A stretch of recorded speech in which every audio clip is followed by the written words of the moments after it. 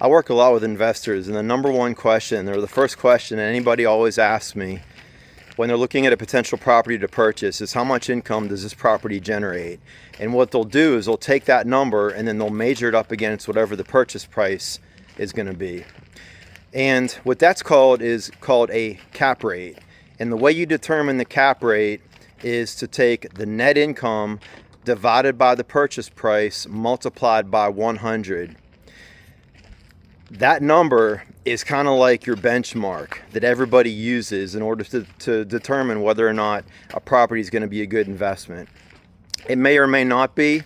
Just because it's a high cap rate doesn't necessarily mean it's going to be a good investment.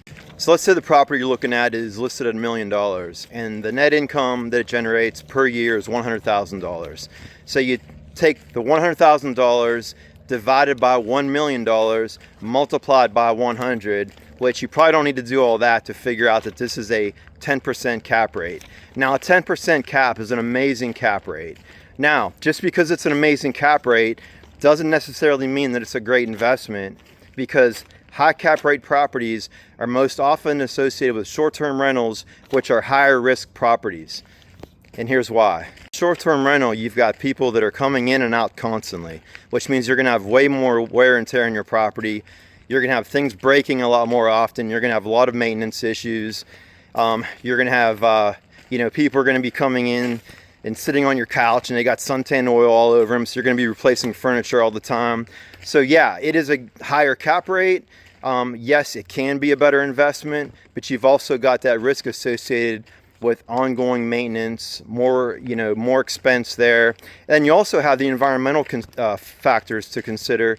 Let's say we have another hurricane, like we had a hurricane, like 2 back-to-back hurricanes 2 years ago. Your property can be out of commission for the next several months. So your vacancy rate is going to definitely impact your cap rate if something like that should happen. Now let's take that same $1 million property and let's turn that property into a long-term rental where you've got a good paying tenant in there, and let's say you're getting $5,000 a month on your rent, and $5,000 a month would be, let's see, that's $60,000 a year. So let's say it generates $60,000 a year, and after all your expenses are paid, and maintenance, so you had to do some maintenance on the property, let's say your net income is $50,000 a year. So that would be a 5% cap rate. Now 5 is a lot lower than 10, but does that mean it's a bad investment? No, because you've got a good paying tenant in there. They're taking care of your place, and you've also got the appreciation factor, which real estate is always going to be a long-term investment, whether it's a short-term or a long-term rental, it doesn't matter. And keep in mind too, guys, the cap rates don't always have to stay the same. For example, you may be looking at a short-term rental on Siesta to purchase, and it's like a 5% cap rate. But then when you look at the photos on MLS, you'll see that the property is in terrible, hasn't been updated at all since 1980, and the photos look horrible, and you can see why nobody would want to rent it.